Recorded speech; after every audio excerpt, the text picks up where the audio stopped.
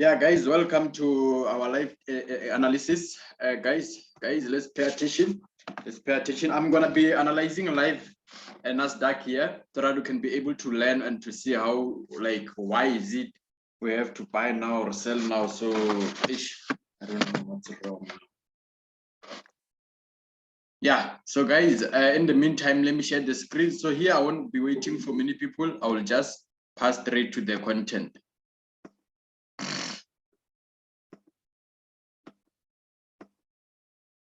Oh, is this thing doing like this?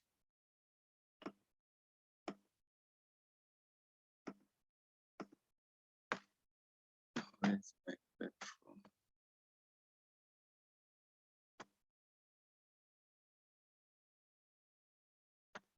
Okay, guys, so here it is. Our platform is Nasdaq H4 chart. So guys, now will be analysis. You can see that no, there is no analysis here. So guys, if you can check NAS, is daily a downtrend, like we're still in a downtrend. So there was once a crash, but then I think it was December. Yeah. So this crash, guys, happened during December, on the December. So besides, if we can check our weekly chart, you can see that Nasdaq was currently in a long buy. We had almost a year in a buy. So unfortunately, before down run, before we can be able to start continuing with the buy trend. So if we can check again here, NAS currently dropped, and then it was a quick a crash on NAS. So still we have to come and fill against this liquidity that was crashed here. So we're still looking to sell NAS. So Nasdaq was still looking for a long run. Hourly chart. So in the 4-hourly chart, let's identify key important things that we have to know. We have to check here, this level, we have to identify, we have to mark this level.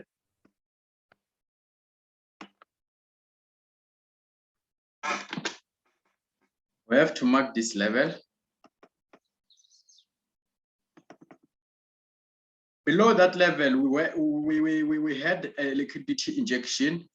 If you can check how NAS managed to react towards the previous level. And then in this level, we had a break of market structure, a failure of continuation. If you can check, the market should came and created something like this to show that our trend is very serious. To came and created a lower low that is below the previous low, which is below this previous low, like what here, and then continue going up and create a higher low, and then it come back and create another lower low, something like that.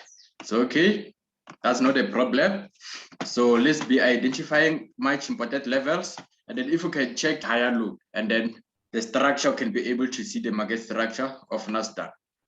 So from here we had a liquidity injection here. So if I remember, Friday, it was Friday, I sent a buy signal. The market was somewhere here, and then unfortunately it obeyed according to my prediction. So that it will create equal lows, but then it bounced and injected liquidity, and then it ran off. It's fine. So okay, let's switch to, okay, before we switch, I can see another level that is important here, important level. This level is very important. It has to be identified.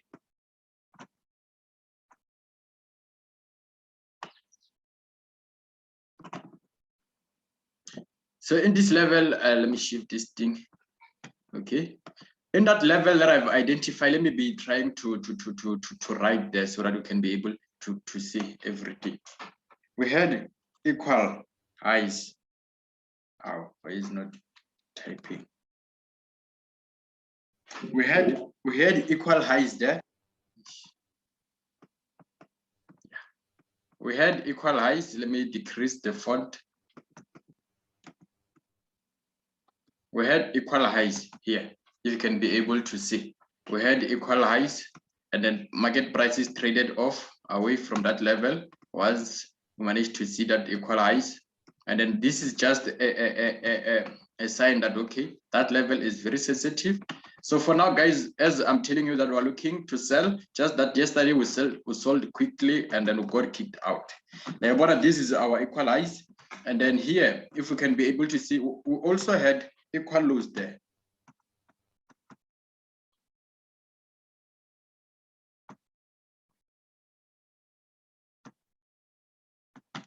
We came and have equal lows here. We had equal lows here. Let me edit. We had equal lows, just that we also had so this buy, that's why I even sent a buy, just that it didn't manage to give us a nice immediate execution. That side we had it. Okay, here we're having a BMS. We're having a break of market structure there. Break of market structure. Remember, I'm doing this in a 4-hourly chart. Né? So now, what we have to look on is to look where to sell our Nasdaq. You can see it's we had a liquidity void in a 4-hourly chart, but then we still have to refill this void somewhere there. So my prediction on Nasdaq is something like this. Okay, you can see, and then we have to look for a reversal or a order flow that side to check our order flow, but then we have to check our, we have to be looking for our, I can say our long sell from that side, because it's an imbalancement. Just to imbalance this and fill the liquidity that it made here, as it imbalancing this one currently. So now, if we have to go and search for lower time frames, on lower time frame, we have to go and search for reversals, and then we can be able to also apply our trading patience.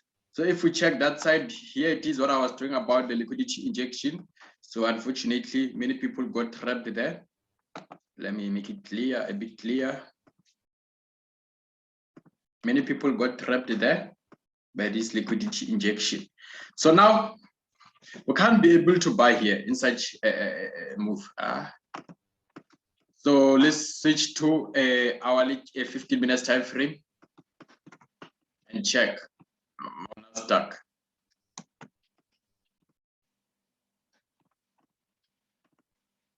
This 15 minutes time frame, let's go to 1 hour.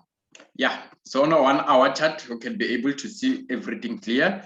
If we check here, we're having, if we can check here, we are having a bank's liquidity level that can be regarded as the initial one. Let's identify the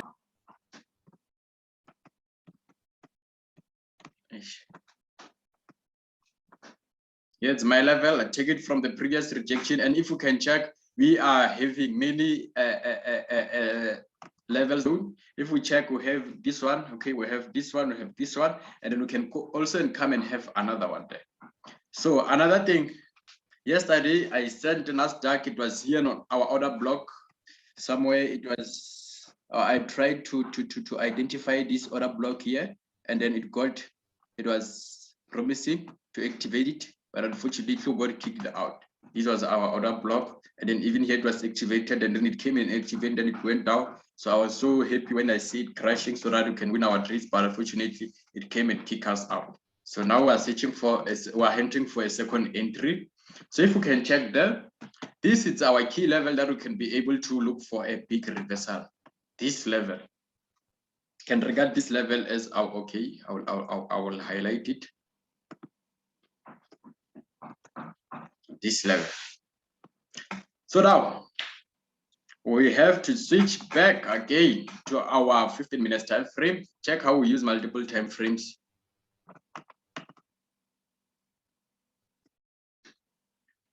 This is our 15 minutes time frame. So now let's check.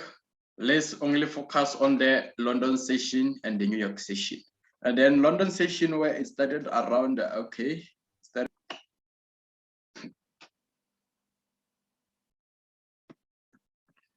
let's use 5 minutes. It started around 8 o'clock. We have to study the order flow after 8 o'clock. Let's to 1 o'clock. From that mistaken, our London session is closing, but then from 12, starting from 12, we are looking for a New York open, which is gonna close after 4:30. 4:30.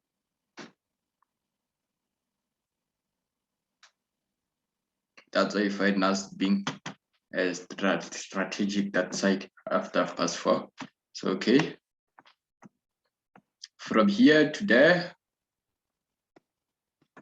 insert. Let's not rush so that we can be able to check to see. It's not a label. We want that text. From there, it's in New York session.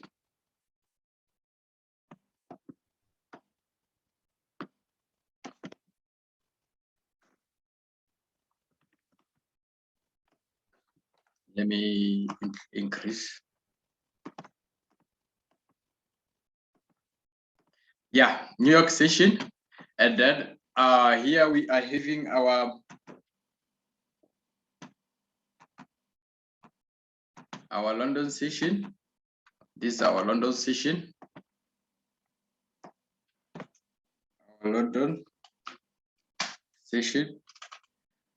I'll just try to make them easy. And then we're having an overlay between these two sessions here. Where is it? Overlay. We're having an overlay here. An overlay I'm checking by the time where they happen all together same time. Okay, let me change the colors so that you can be able to understand. So this is New York session. Yeah. So now I'll be inserting blocks here so that you can be able to see the duration of these sessions. So we'll use blue and the red for London session, and then we'll use a different color for a New York session. So if you can check that time they are happening or they are occurring all together during this short period there.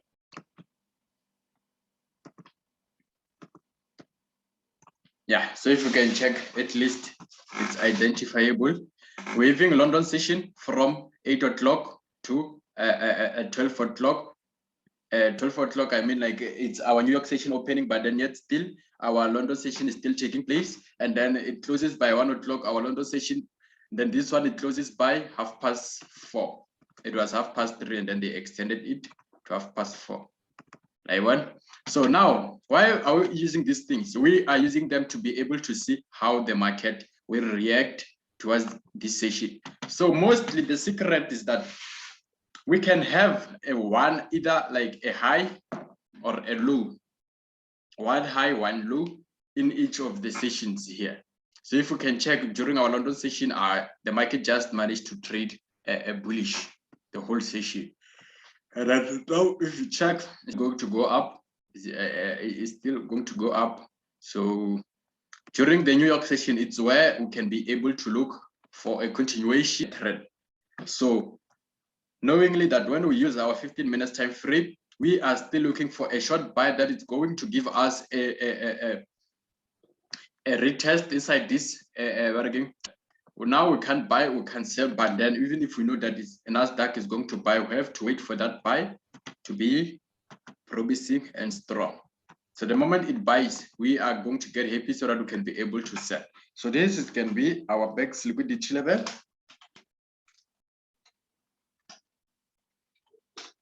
It's fine. By the time we have to be able to see that market prices will come inside this zone and then fill it in and then trade them off again.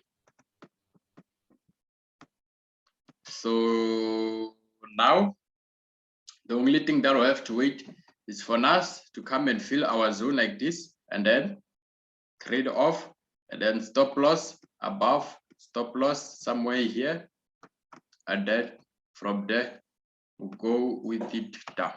So let's say,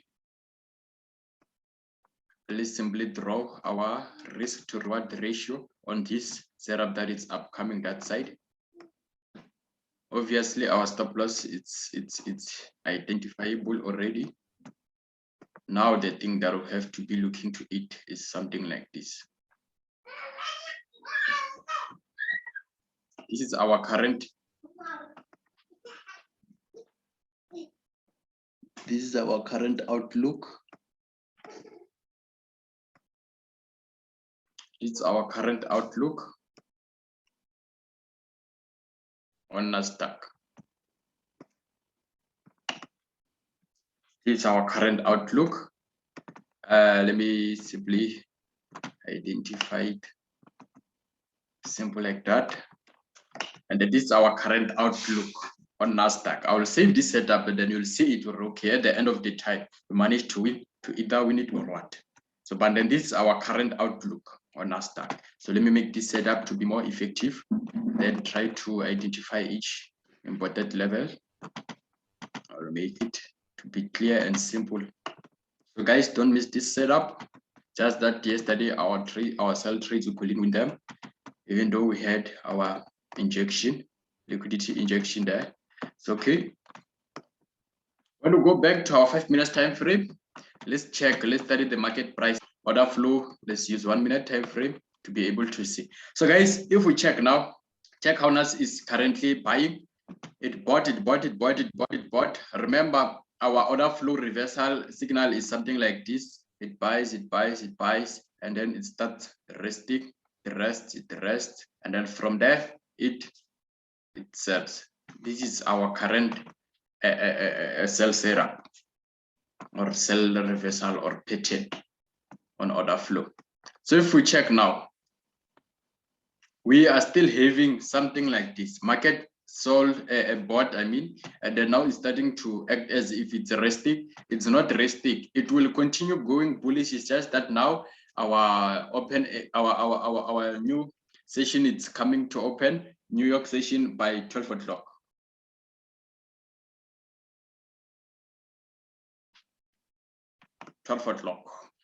So it's gonna open and then will continue.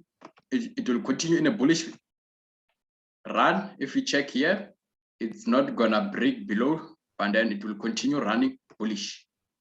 It will go bullish soon, so that we can be able to go and win our setup.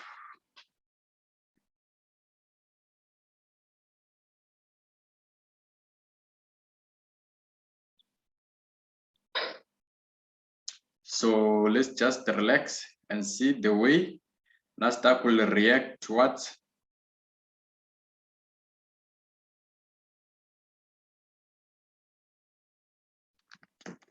our entries after we managed to win. So okay, now guys, I'm sure that we've understood this New York, London sessions, whatever. Let me remove them so we can have a nice clear setup. Let me remove them. So these New York working trading sessions, they simply help you to be able to see the momentum or the way the asset or pair is gonna move effectively. So if you can be able to check, remember this Nasdaq, it's a New York company, investment company. So I'm sure that you see it during New York session. It's very, by the close of New York session, it's very volatile. So yeah, so using an 1 hour chart, you can be able to identify every level that it's important there, or a 4 hourly chart. Like what, this is our setup on a 4 hourly chart. So this is our current setup. We're still going to have another buy candle. After a green candle, it's where now we have to be looking to sell for it.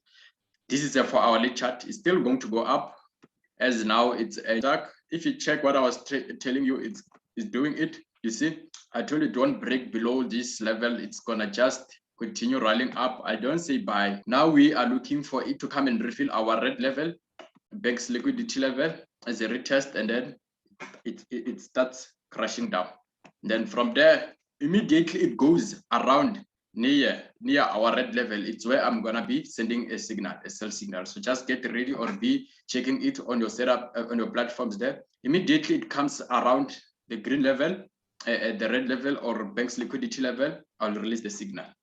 Stay tuned. So yeah, this is our setup, Nasdaq setup. You see now it's even giving a gap. it's still going to buy. So the moment it buys, we go and activate our order block that side, or our bank's liquidity level. It's gonna give it a retest. So let's just relax. After this hourly buy candle, at least maybe you can be able to win our sell signal, or if it fails to reach that level, minimum today 4:30 Nasdaq will sell. It will create a short run to come and retest here, and then from there it sells. So that's how we would do Nasdaq. It's not something scary. So if we say sell Nasdaq 4:30, we didn't mean that we're guessing. It's just because it has to fill the previous liquidity before, or it has to obey the previous levels. Then from there it starts selling. So let's just wait for it. Let's just wait for it. Now we can't even buy here. We buy, and then from the red level we sell Nasdaq. Simple like that. Simple like that. So I'll currently save this analysis, and I'll also upload this video on the YouTube channel. So this is NAS. NAS will currently come and sell after reaching our red levels of bank's liquidity there. So good luck, guys. Let's meet later, or maybe 3:30, 4:30, I can make a session, a live session, checking how Nasdaq is currently respecting our level. Good.